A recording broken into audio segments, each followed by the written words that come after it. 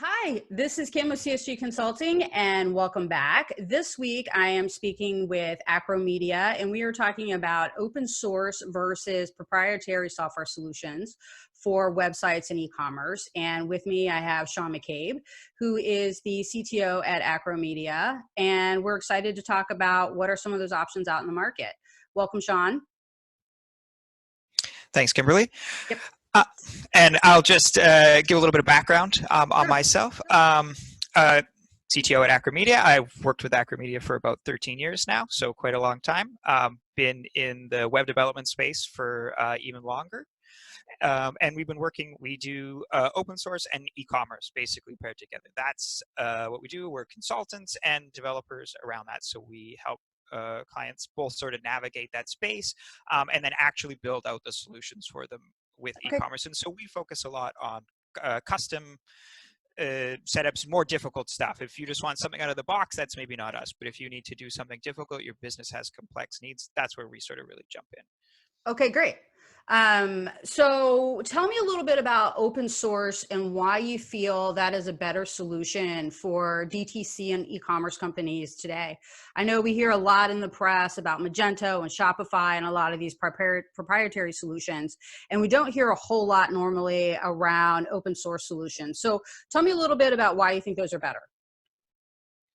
Yeah, a lot of it comes down to the flexibility for us, where a proprietary solution, whether it's a SaaS offering or whether it's more of like a big enterprise setup, you get what you get kind of out of the box. And if it matches really well with what you want, maybe that's fine for you or whatever, right? The problem is if it doesn't match for you either now or it doesn't match for you in the future. And oftentimes people get caught up in all of that where it matches now, and then 2 years from now it doesn't match, but they've sort of really built themselves into this platform. And with open source, since literally the code is open and extendable and you can do anything you want with it, you're never boxed in completely. Some things might be a little more costly than others, if the functionality needs to be completely built from scratch. But we feel that it gives you just this really, open-ended amount of flexibility, and your risk is really low there. You can't get, you don't have to worry about the company you work with goes bankrupt, they triple their fees, right? They don't want to add a feature that you want them to add because, their other customers don't want it, so they're not interested. So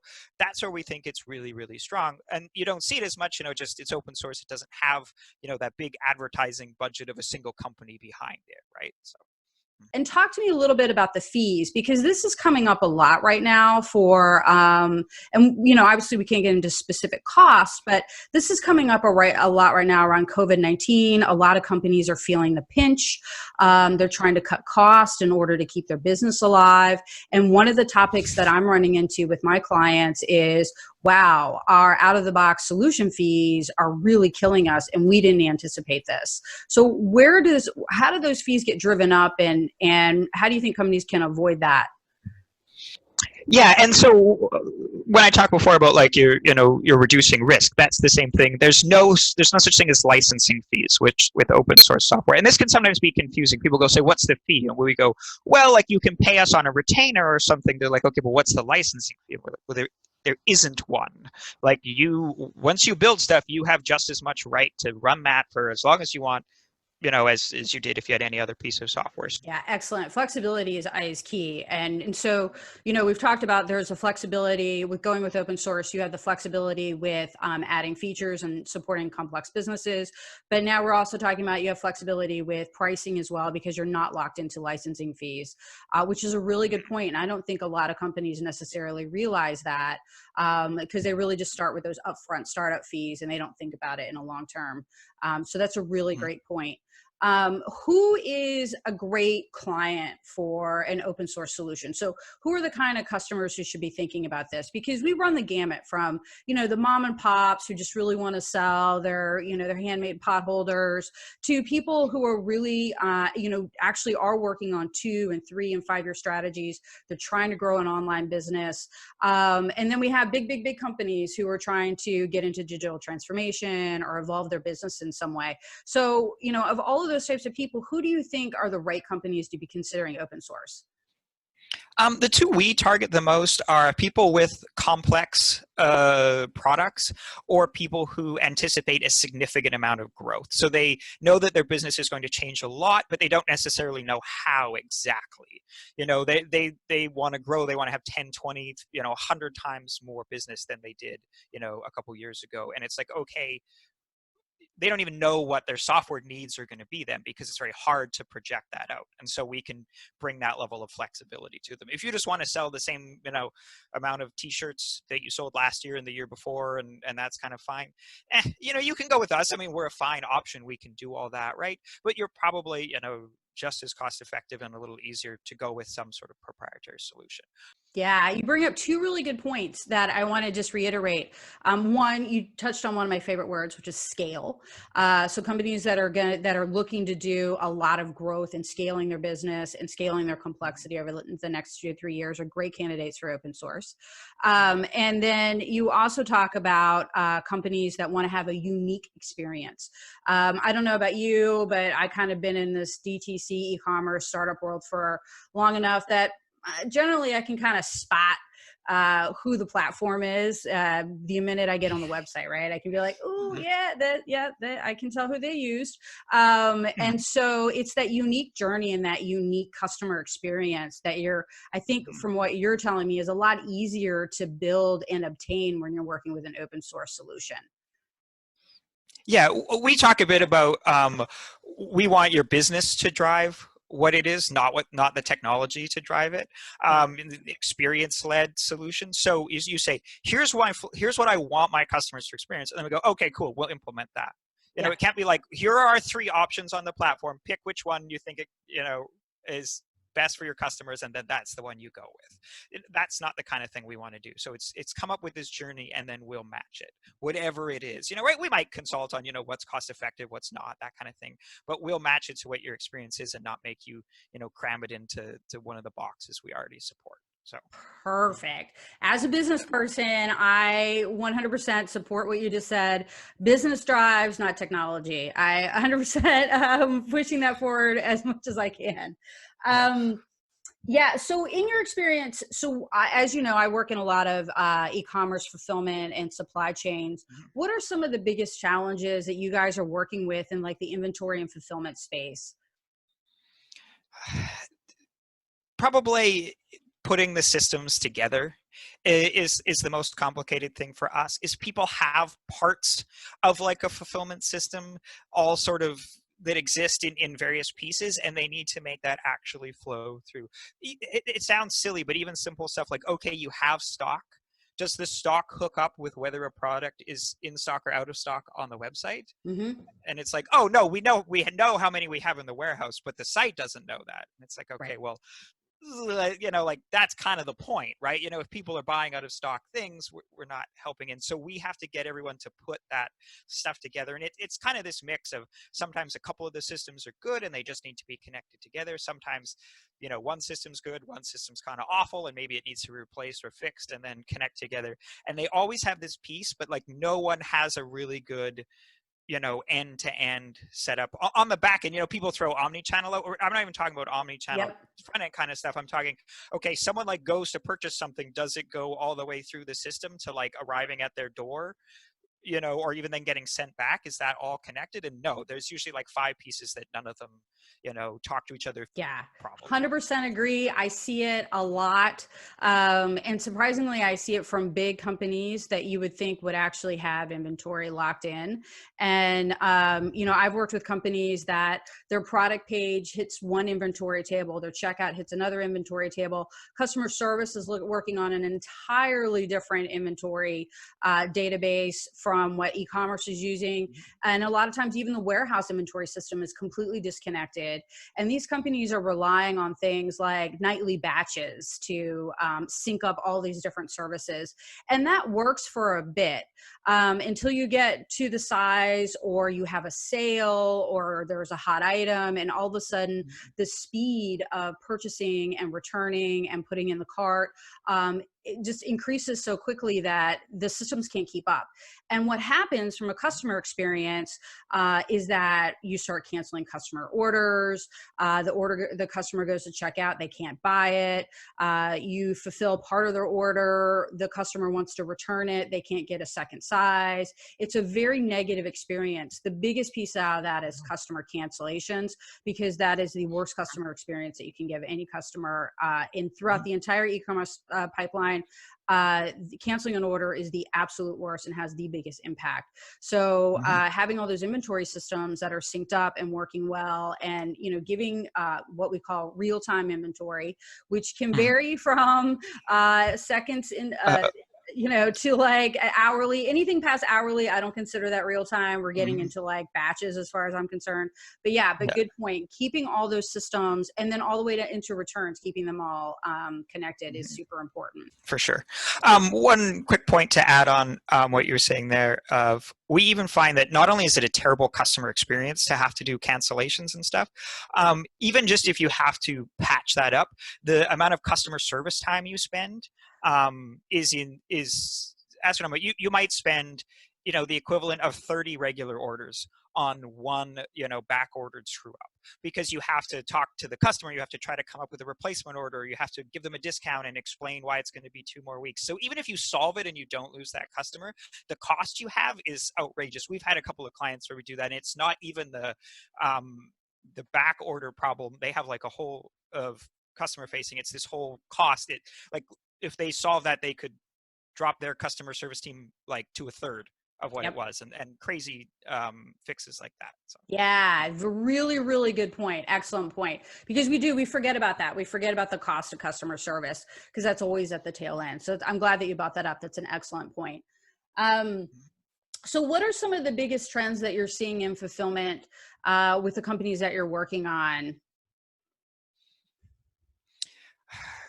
It's a tough one. The problem is I would like to have something that's really like cutting edge and stuff, but it's not that. It's way worse behind the scenes than you think it is. Like you touched on it before, and they're all not as good. And so it's just being properly digital. And it's a lot of these businesses that aren't really digital at all, and they're trying to become digital. Like, they have a website, but like everything behind the scenes isn't digital. Like there's ones where like people walk around with like a clipboard and they mark down stock and things like that, or they show up at a business and they take orders and they write them down on a sheet and then they put them in to the computer when they get back to the office at the end of the day. And you have to take these kind of systems and make them into a digital platform where people are going to order online. It's like, that's not how people want to order anything. They want to just look, they want to add it to the cart, they want to buy, they want to have reoccurring orders, they need to know what they ordered before, look that up, and have all this stuff to sort of digitize their business from like a fulfillment standpoint of all this stuff was done so manually, and it needs to go. A thing that took a week should take a day now, and it, a thing that took a batch took 3 days should go through in an hour. And so all these processes where it used to be fine to update the inventory at the end of the day or at the end of the week, it doesn't work anymore, because you want to do orders more volume per day than you did in a week and this kind of stuff. So it's taking these businesses and sort of pulling them into, not even into the future, but just sort of into the present, in various industries where they're everyone thinks everyone is Amazon, right? There's a reason they're the best, right? At that or whatever, and there's everyone else has to sort of do that kind of same kind of thing. And it's a lot of sometimes smoke and mirrors happening in the background. Yeah, really great point. And I'm glad the way you answered it, because supply chain and fulfillment is not sexy. And I think that, I've talked about it in some of my previous podcasts. That's a reason why there is typically not a lot of funding for supply chain and fulfillment. It's at the end of the funnel. Companies are always dumping money into marketing and web experiences and websites and all this front end, what they consider customer facing solutions. Whereas fulfillment is 100% customer facing, and it's actually the only physical experience a customer has of your website. So how can that not be customer facing? It's actually touching them. And this is a big point for me because I get into these standoffs every now and then, especially with C-suites, where they're like, hey, stop talking to me about supply chain and fulfillment. Just go make it happen. And I'm like, you don't understand. This is actually the bread and butter of your company. And also in that same vein, they don't invest in their inventory and supply chain systems. You know, I've worked with some Fortune 500 companies that are working with 20-year-old software that's, you know, on-prem servers. And these are companies that you would be shocked to know that this is how they're still managing inventory today. Their warehouses are completely disconnected.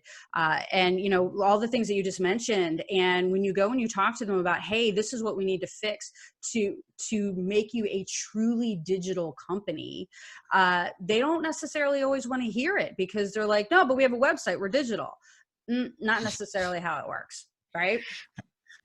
So how do you feel like, how do you think that open source improves a fulfillment experience for a customer? You talked a little bit about the ability to customize and scale. Can you expand on that a little bit? Yeah, what we try to push a lot, and this can be a budget problem, is that customizing the back end experience as well. And this is actually where open source does really well. We can customize just as much on the order fulfillment side of things, you know, where the CSRs work and that kind of thing, and doing your flows, as we can on the front end, which most other places, even if they are like other proprietary ones, they'll have some sort of templating layer or something that can do the front end, and then the back end is the back end. It's exactly the same for everyone.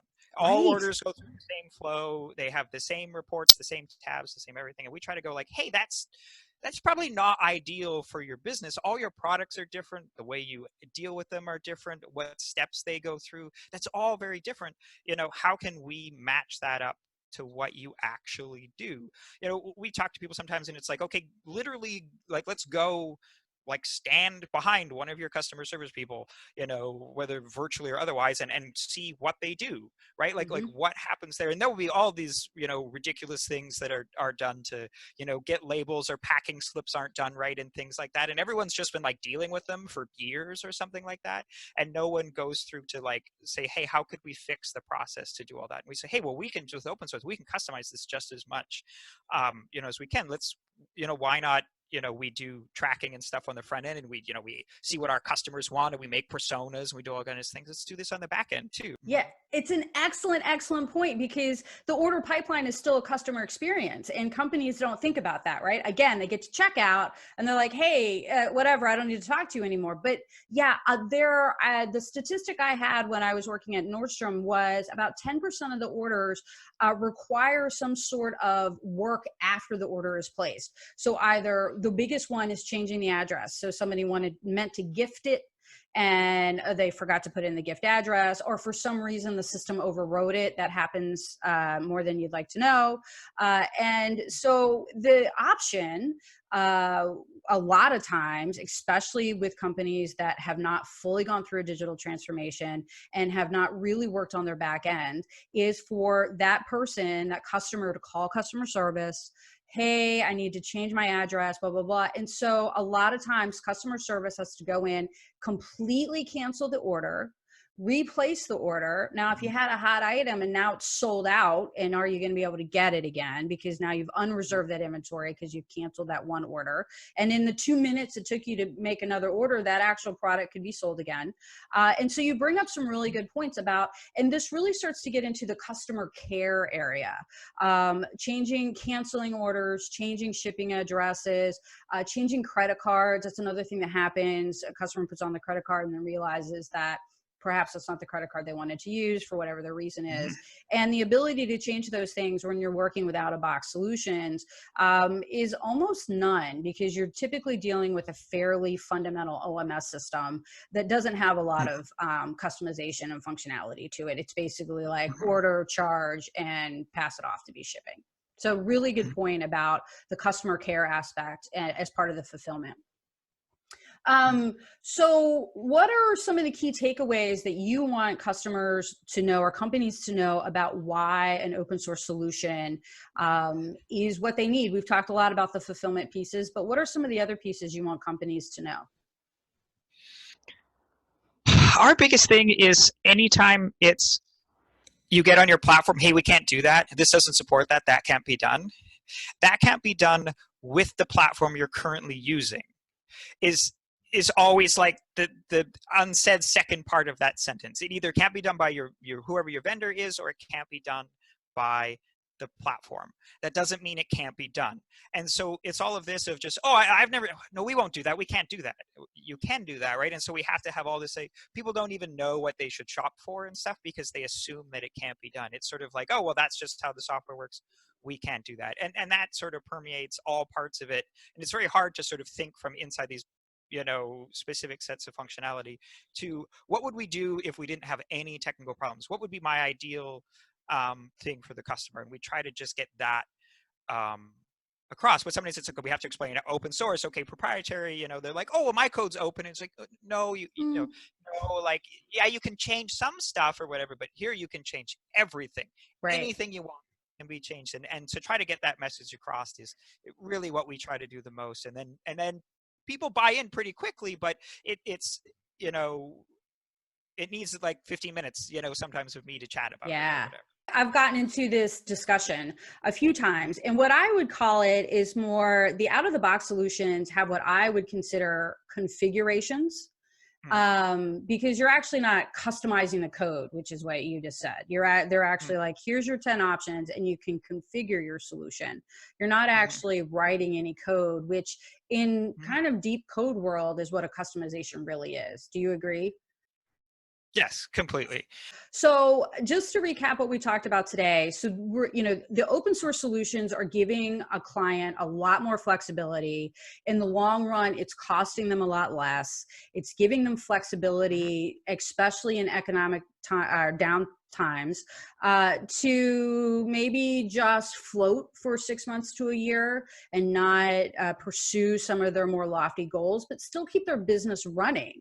Because if you are looking at $60,000 a month in licensing fees and your revenue just got cut in half, and it's looking like it's going to be cut in half for the next 12 to 18 months, you are at a position, a company can be at a position where it's a fold kind of question, right? Can we continue to do business? It's not a question of, can I continue to do business with a little bit less? It's, can I continue to pay these licensing fees at all? And if they can't pay the licensing fees, they're out of luck, right? So if you stop paying your licensing fees, functionality goes away. Yeah. Like you're not on the gold tier anymore and you go down. Okay, all the stuff that comes with the gold tier is gone away, right? Whereas this doesn't happen. You just don't get any new stuff. But all the old stuff you had stays. And that's the thing where you own that. That's yours for forever. And I feel that that's really important. We talk about risk mitigation and stuff, Yes, I love it. And let's talk a little bit more about the happy path, because we've been talking about economic downturn and you need to scale down your website and what do you need to do to get through this, and why not having those recurring fees is a great solution. But let's talk about when things do turn around in 6 to 12 months, and all of a sudden you are ready to grow again, and you are ready to, your traffic is picking up, you're ready to turn on some features that maybe you needed to turn off for whatever reason. So how easy is that for a company to come back in and say, hey, we're killing it again, we need to ramp up this website, and hey, we want to get this roadmap going again so we can add all these new features that we had to put off for 12 months. And that's where you could start immediately. As soon as you are like, let's go, right? Or maybe it's even a little bit before things really start to pick up, but you can see that they're coming. And so you want to be like, okay, let's be ready, for when this comes. You can start building and you can start making exactly the features you want. We're going to need this, this, and this. So you start making on those. Whereas you might talk to your vendor and they'll be like, that's cool. That's for 2022 in our roadmap. Right. You're like, okay, but my opportunities start in 2021. So what do I do for that year, where they happen? And so you can be ready with whatever that is. So whenever it kicks back in, it's not on a yearly cycle or anything like that, wherever you want it to kick back in. So let's talk a little bit about, we talked a little bit about size, but for the really small, like mom and pops, should they be considering an open source at all? Or is this just really kind of outside of their reach? That can be a little bit outside of their reach. It sort of depends on what your product is and a bit how tech savvy you are for your setup. since it's the thing where oftentimes you pay for your specific customizations, that can just not be cost effective for a really small shop. And Yep. they are unfortunately better adapting their business to the software than adapting the software to their business. Yeah. And so sometimes for them, we can say, hey, go with something out of the box, just don't get too invested in it, and go with that until things establish, and then switch to a system that you want to customize, right? Yep. If it's a startup with a bunch of venture capital and things like that, and they anticipate all this big growth and everything, then let's go right into open source. But if you're more mom and pop and the budgets are a concern and you want the basics, maybe let's just go with whatever they have out of the box, and we'll work with that. So we jumped around a little bit, which always happens when I do podcasts because it's just how my brain works. Because there's just so much good information when we start talking about, the details, and I always want to comb into things when it's possible. But I just wanted to recap again, like some of the big selling points for using open source. One is the cost. While you might have a little bit higher upfront costs because you're actually having something custom built for you, the ongoing costs are much cheaper.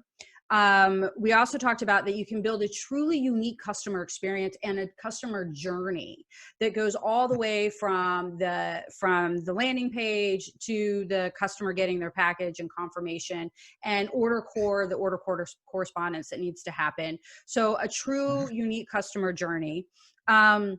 And then scale, because you don't necessarily have to jump up between tiers. You mentioned like gold tier and silver tier and different tiers that these proprietary solutions have. Once you've built this, it's really around just giving you more bandwidth if you need it, correct? Exactly. That one can be really great, that last one that you touched on a little bit. It can be, hey, suddenly we go to, 3 times as much traffic. You don't bump up suddenly to like the enterprise tier in open source because that concept doesn't exist, right? I mean, other than, a little bit more bandwidth. So open source is definitely a viable solution out there for e-commerce and DTC companies that are probably in the mid to highs, that have got a little bit of experience under their belt. They're looking to grow and scale their business. They don't want to keep revisiting their website every 6 months to a year as their business changes, and they want to have a truly unique experience. So if those are the things that are important to a company, open source is definitely something that they should try. Give me 1 or 2 or maybe even 3 tips that you would give to a company that's going to consider an open source solution? Yeah. First one, you're going to want to make sure whatever you're looking at is truly open source, because you will have mixed messaging there where parts will be open, or it will use some underlying open source technology, but ultimately it won't be open source. So you'll want to make sure that truly the code is available. You should be able to look at the code, even if you're not technical. Like, you might not understand it, but it should be there to be looked at. So that's the first one, because we've even had people on our staff will be, hey, this is an open source platform, and I'll be like, no, it's not, and they'll be like, but it says it is, and I'll be like, well, yeah, but I'm sorry, you got duped. And they're like, man, but I work in this. How did I? Dang it. And then the other one will be, you probably do need some sort of vendor or agency, or you need a pretty strong internal tech department to work with open source. People get caught up sometimes too far in open source, where it's like, it's free and I can just install it and away we go and my cost will be nothing, right? And it's like, yes, but no, because like you need someone who knows how to do that, right? And if there's maintenance, you need someone who knows how to do that. So there's a little bit of a happy medium where it's not completely, free. There is some stuff that needs to be worked on. So don't get too far in the other where you think, oh, we'll just, I'll get my nephew who knows how to do that, or we have a couple guys in IT, they'll do that, or whatever. It's like, okay, maybe, but it can take more. Are they experienced in that platform? Are they experienced in web development? That kind of stuff. So it's those sort of 2 things where don't get too rosy-eyed on the other side either. So. Excellent point. And we got a little bit off topic. But that's pretty typical. And this has been great information. So if you're out there and you're a company and you're thinking about either migrating your current e-commerce platform or building a new e-commerce platform, definitely take a look at the open source solutions, Drupal being one of them. And it is better for companies who are going to grow quickly and really want to have a unique experience. If that's not you and you just want to make $1 million a year and fund your lifestyle, proprietary is probably the way for you to go. But if you're looking for something truly unique, you got to consider open source. So thanks for joining me. Thank you, Acro Media, for participating. And this has been great. Have a good day.